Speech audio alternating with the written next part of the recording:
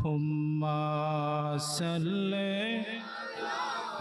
सय्यदना मौलाना मुहम्मद वाला सय्यदना मौलाना। সম্মানিত উপস্থিতি, আমি এখানে আসার পরেই শুনতে পেয়েছি আজকের প্রোগ্রামের যিনি প্রধান অতিথি উস্তাজুল আসাতেজা অধ্যক্ষ আল্লামা রফিকুল ইসলাম এম এ আল কাদেরী হুজুর মাহফিলের কাছাকাছি এসেছেন। আমরা প্রত্যেকে বলি মারহাবা। আমি সাথে সাথেই আমি আমার সময়টা নির্ধারণ করেছি। আমি সর্বোচ্চ 10 থেকে 15 মিনিটের মধ্যে আমি আমার আলোচনা শেষ করব। আল্লাহ আমাকে কথা বলার তৌফিক দিক, বলুন আমিন। এইখানে একজন লোক হাত তোলেন যার জীবনে কোনো সমস্যা নাই। একজন পার্সন হাত তোলেন আমার পরিবারে, আমার সমাজে, আমার দেশে, আমার মসজিদে, আমার এলাকায়, আমার বন্ধুর সাথে, আমার ভাইয়ের সাথে, আমার চাচার সাথে, আমার জ্যাঠার সাথে, আমার নানার সাথে, অথবা আমার প্রতিষ্ঠানে, অথবা আমার ব্যবসায়িক কাজে, অথবা আমার অফিসে, আমার মসজিদে, আমার ব্যবসায়, আমার মাদ্রাসায় একটা পার্সন হাত তোলেন যে আমার জীবনে কোনো সমস্যা নাই। একজন মানুষ হাত তোলেন, আছে? কেউ আছে? তার মানে বোঝা গেল আমাদের প্রত্যেকের জীবনে কোনো না কোনো সমস্যা আছে। আজকে আমি যে ব্যাপারটা নিয়ে আপনাদের খেদমতে আলোচনা করব, আল্লাহর কোরআন সূরা বাকারা প্রথম পৃষ্ঠার মধ্যে আমার আল্লাহ কত চমৎকার করে বলেছে, ও পৃথিবীর মানুষ, আমার আল্লাহ বলছে আমিনু। আল্লাহ কেমনে ঈমান আনবো? আল্লাহ বলে, ও পৃথিবীর মানুষ তোমরা ঈমান আনো। আমার আল্লাহ আমার পৃথিবীর মানুষকে বলে, আল্লাহ পৃথিবীর মানুষকে বলে, ও পৃথিবীর মানুষ তোমরা ঈমান আনো। আল্লাহকে যদি প্রশ্ন করি আল্লাহ কেমনি ভাবে ঈমান আনবো, এইবার আল্লাহ ওই কোরআনুল কারীমের আয়াতে জবাব দেয়, কামা আমানান নাস, যেমনি ভাবে আমার নবীর সাহাবারা ঈমান এনেছে, যেমনি ভাবে নবীর সাহারা নবীর প্রতি বিশ্বাস করেছে, আল্লাহর প্রতি বিশ্বাস করেছে, সমাজ জীবনটাকে পরিচালনা করেছে, রাষ্ট্রীয় জীবন পরিচালনা করেছে, ব্যবসায়িক জীবন পরিচালনা করেছে। ও পৃথিবীর মানুষগুলা, তোমরা যদি ঈমানদার হতে চাও তাহলে সাহাবায়ে কেরামের মতো করে ঈমান আনো। জবান খুলে বলি না সুবহানাল্লাহ। তারপরের পৃষ্ঠায় আমার আল্লাহ কি বলে, অত্যন্ত দ্রুত বলছি। আমার আল্লাহ কুরআনুল কারীমের সূরা বাকারার মধ্যে আল্লাহ 21 নম্বর আয়াতে কারীমার মধ্যে আমার আল্লাহ কত চমৎকার করে বলেছে, ইয়া আইয়ুহান নাস, ও পৃথিবীর মানুষ, ও পৃথিবীর মানুষ, ও বাংলাদেশের মানুষ, ও শ্রীলঙ্কার মানুষ, ও আমেরিকার মানুষ, ও জাপানের মানুষ, ও মালয়েশিয়ার মানুষ, ও পৃথিবীর মানুষ, তুমি মুসলমান হও, তুমি আর যাই হও, তুমি খ্রিস্টান হও, তুমি বৌদ্ধ হও, তুমি ইহুদি হও, তুমি নাসারা হও, তুমি শিশু হও, তুমি হাফেজ হও, তুমি ইমাম হও, তুমি খতিব হও, তুমি যাই হও না কেন, তুমি এমপি হও, তুমি মন্ত্রী হও, আল্লাহ আমি কি করব? এইবার আল্লাহ বলে, ইয়া আইয়ুহান নাস, এই বুদু রাব্বাকুম, তোমরা তোমার প্রভুর ইবাদত করো। আল্লাহ কেমনে ইবাদত করবা? এইবার আমার আল্লাহ কত চমৎকার করে বলেছে, আল্লাহ কেন ইবাদত করবে? আল্লাযী খলাকাকুম, তার কারণ হচ্ছে এই পৃথিবীর সমস্ত মানুষগুলোকে সৃষ্টি করেছেন একজন। জবান খুলে বলুন তিনি কে? কার কোনো সন্দেহ আছে? শুধু তাই নয়, আল্লাহর কোরআন বলছে শুধু তোমাদেরকে সৃষ্টি করে নাই, ওয়াল্লাযীনা মিন ক্বাবলিকুম লাআল্লাকুম তাত্তাকুন, তোমার আগে যারা ছিল, তোমার দাদা, তোমার দাদি, তোমার জ্যাঠা, তোমার জেঠি, তোমার দাদার দাদা, তোমার পৃথিবীতে আসার পূর্বে আরো 1500 বছর আগের মানুষ নতুন ব্যবসা শুরু করছে। তো আপনার জন্য ব্যবসা জায়েজ। আমার ওই ভাই মুদির দোকান দিল, ওনার জন্য জায়েজ। আমার ওই ভাই গ্যাসের চুলার দোকান দিল, ওনার জন্য জায়েজ। তো পাঞ্জাবি টুপি পরে গ্যাসের চুলা বিক্রি করলে অসুবিধা কি? জের আওয়াজ তো আসতে কা। আমার হুজুর যদি এলাকায় গরুর খাবার দেয় অসুবিধা কি? অথচ দেখেন ওলামায়ে কেরাম 5 ওয়াক্ত নামাজ পড়ায়, ডান বাম আর কোন কাজ করে। তো তুমি হুজুর, তুমি এই সমাজের সবচাইতে বড় বোঝা। তুমি ওলামায়ে কেরাম এই সমাজের সবচাইতে বড় বোঝা। একজন ইমাম সাহেব যদি মসজিদের ইমামতির পাশাপাশি 5 ঘন্টা জমির হাওলাত নিয়ে সবজি খেতি করত, তাহলে ওইখান থেকে ওই সবজিটা আমার দেশের কাজে লাগতো না? কথা বলেন না, কাজে লাগতো না? আজ থেকে সাপোর্ট করবেন হুজুর, আপনি মসজিদের ইমামতি করেন অসুবিধা নাই, পাশাপাশি 2টা টিউশনি করেন। আপনি মসজিদের ইমামতি করেন কোনো অসুবিধা নাই, পাশাপাশি সরিষার তেলের ব্যবসা করেন। আপনি মসজিদের ইমামতি করেন কোনো অসুবিধা নাই, আপনি পাশাপাশি 5 ঘন্টা জমি নিয়ে সবজি চাষাবাদ করেন। এই যে আমার স্যার, ওই যে উনি প্রায় সময় আমি দোয়াবাঙ্গা মসজিদের সামনে ওনাকে সবজি বিক্রি করতে দেখি। এই কাজটা কি খারাপ? আওয়াজে মনে হয় খারাপ। দুই হাত তুলে বলতে হবে কাজটা খারাপ না ভালো? আওয়াজ কম, খারাপ না ভালো? আল্লাহ ভালো হিসেবে কবুল করুক, বলুন আমিন। 2 নাম্বার সবার মধ্যে আছে, each and every person have a problem. সেটা কি? সেটা হচ্ছে মানসিক দাসত্ব। আমার 2 নাম্বার পয়েন্ট, মানসিক, হোয়াটস দ্য মিন বাই মানসিক দাসত্ব? সবার মধ্যে আছে।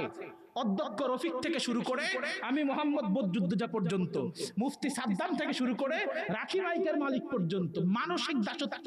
যদি জিজ্ঞেস করেন হুজুর ব্যাপারটা কি, সামাজিকতার ভাষায় এটাকে কি বলা হয়, সেটা হচ্ছে প্রত্যেকটা মানুষ কাজ করার আগে ভাবে মানুষে জানে কি বলবে, অথচ বলার মালিক কে? জবান খুলে বলুন না মালিক কে? হায়াতের মালিক কে? রিজিকের মালিক কে? আমার আল্লাহ বলে বান্দা, আল্লাহর নাম বলে জমিনটাকে তুমি চাষাবাদ করবে, আল্লাহর নাম বলে জমিনে পানি দেবে, আল্লাহর নাম বলে জমিনে মাটির মধ্যে কোদাল মারবে, তারপরে একটা বীজ লাগাইবা বান্দা। আমার উস্তাদ আল্লামা ইমাম হোসেন হুজুর, আমার উস্তাদ আল্লামা মিয়া মুহাম্মদ এমদাদ হোসেন হুজুর, আমার দুই পাশে 2 জন আছে, নিচে 2 জন আছে, তাদেরকে সাক্ষী রেখে বলছি তারা মাদ্রাসায় আসতেন, সবচাইতে ভালো উস্তাদ ছিলেন। আবার মাদ্রাসার আগে তারা জমিনের মধ্যে ধান রোপণ করতেন, তারা আলুর চাষ করতেন, তারা ফ্যাক্টরির মধ্যে পানির চাষ করতেন। আমার আল্লাহ বান্দাকে উদ্দেশ্য করে কি বলে, ও বান্দা পৃথিবীর জমিনটাকে তোমাকে দিলাম চাষাবাদের জন্য, এই জমিনে তুমি মাটির মধ্যে তুমি পানি দিবে, কোদাল দিবে, একটা বীজ তুমি বপন করবে বান্দা, একটা বীজ থেকে 60টা, 60টা থেকে 70টা, 70 থেকে 700, 700 থেকে 7,000 ধান দেওয়ার মালিক আমি আল্লাহ। তাইলে জমিনের বরকত দেওয়ার মালিক কে? জবান খুলে বলুন না মালিক কে? মানসিক দাসত্ব, অপরে কি বলবে এইটা মনে করার কোনো কারণ নাই। আমার যুব সমাজ একদিন 1 সেকেন্ড বেকার থাকার কোনো সুযোগ নাই। বেকারত্বকে ইসলাম সমর্থন করে? প্রিয় মুরব্বিয়ানি কেরাম, কেন সমর্থন করবে? কারণ আমার রাসূল বলেছেন তোমরা ফজরের নামাজ আদায় করবে, ফজরের নামাজ আদায় করার পরে তোমরা জমিনে চাষাবাদ করার জন্য নেমে যাবে। যে যেই কাজটা করে, যে ব্যবসা করবে সে ব্যবসার জন্য যাবে, যে ধান গাছ লাগাবে সে ধানের জন্য যাবে, যে যেই পেশায় সে ওই পেশার জন্য যাবে। কোনো কাজে কোনো লজ্জা, বেতন কম বেশি এটা বড় বিষয় নয়, সে মানুষ হিসেবে পৃথিবীর জমিনের মধ্যে কতটা গ্যারান্টেড এটা হচ্ছে সবচেয়ে বড় বিষয়। 3 নাম্বার, আমাদের সমাজের ক্যান্সারের থেকে বড় ব্যাধি, তার নাম সুদ। আছে না নাই? সুদের সাথে জড়িত 4 ব্যক্তি জাহান্নামী। আঙ্গুল তুলে বলি কয় ব্যক্তি? সময় কম, দ্রুত বলছি। কোন সাহাবায়ে কেরাম কি কখনো সুদ নিত? সুদ দিত? সাক্ষী দিত? লিখে দিত? তাইলে কয় ব্যক্তি? জবান খুলে বলুন না কয় ব্যক্তি? আমার রাসূল বলেছেন সুদের সাথে জড়িত 4টা ব্যক্তি পৃথিবীতে কখনো জান্নাতি হতে পারে। যেই ওলামায়ে কেরাম সুদের কারবারির সাথে জড়িত, তার পিছনে নামাজ, রোজা, হজ, যাকাত কিচ্ছু হবে না। কথা বুঝতে পেরেছেন? ফতোয়া সবার জন্য, ব্যক্তি বিশেষ কারো জন্য হতে পারে। যেইটা হারাম ওইটা মোল্লা করলে কি জায়েজ নাকি? কথা কয় না, ওইটা কি জায়েজ? যেইটা হারাম ওইটা গাউসিয়ার প্রিন্সিপাল করলে জায়েজ নাকি? যেইটা হারাম ওইটা বড় মসজিদের ইমাম করলে জায়েজ? সুতরাং সুদ এটা হারাম, এটা মোল্লার জন্য হারাম, এটা মৌলবীর জন্য হারাম, এটা চাষার জন্য। সুদের সাথে কোনো কাজ করা যাবে? কয় ব্যক্তি? 1 নাম্বার দাতা, 1 নাম্বার কি? 2 নাম্বার গ্রহীতা, যে নেয় আর যে দেয়। 3 নাম্বার সুদের সাক্ষী, 4 নাম্বার যে লিখে দিছে। এই 4 ব্যক্তি জাহান্নামী। কয় ব্যক্তি? 4 ব্যক্তি। সময় কম, দ্রুত বলছি। 4 নাম্বার ঘুষ। ঘুষ যে দেয় সে ওই চাকরির অযোগ্য। কথা বুঝতে পেরেছেন? কোন অবস্থাতেই অনেকে বলে স্বাভাবিকভাবে ঘুষটা দিলে চাকরি হবে না, পরবর্তীতে আমি মাপ চেয়ে নিব। সাবধান, ঘুষের আদান প্রদান এই সোনার বাংলাদেশের স্বপ্ন আমাদেরকে দেখাতে পারে। সুতরাং কোন অবস্থাতেই আমার যুব সমাজ ঘুষ দেওয়াও যাবে না। ঘুষ, কথা বলেন না, আমার সময় কম, দ্রুত বলছি, হুজুর এক্ষুনি চলে আসবেন।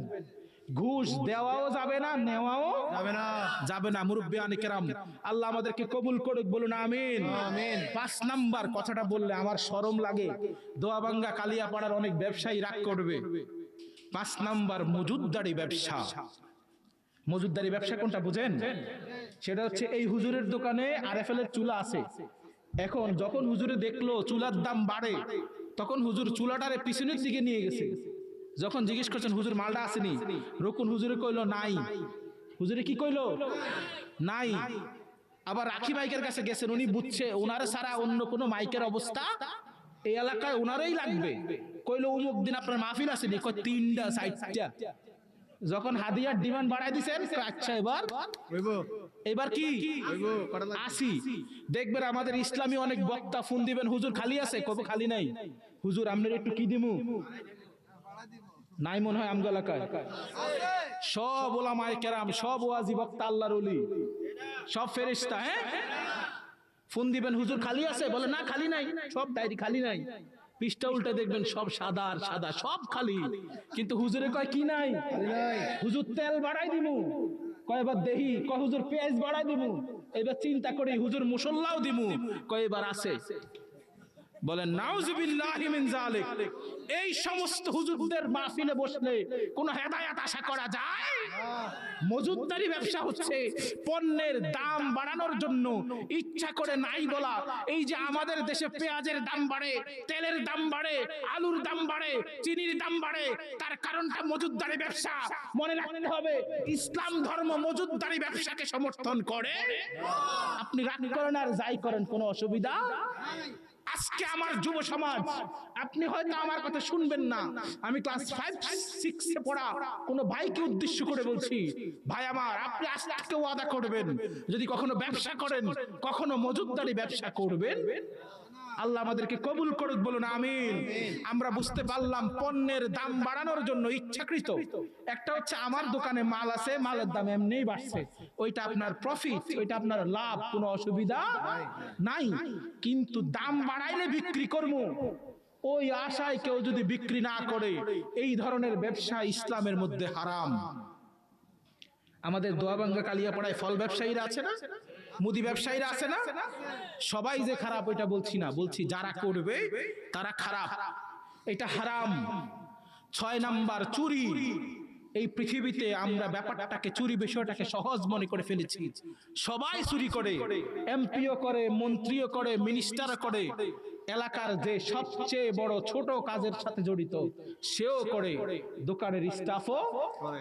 সাবধান, কোন অবস্থাতেই অপরের সম্পদের দিকে যে নজর দেয়, আমার রাসূল বলেছেন ওইটা যদি একটা আরেক গাছ হয়। সাহাবায়ে কেরাম প্রশ্ন করলো, ইয়া রাসূলুল্লাহ, আরেক গাছ আবার কোনটা? দেখবেন কিছু কিছু গাছের মধ্যে আগাছা জন্ম নেয়, যেই গাছের কোনো দাম নাই।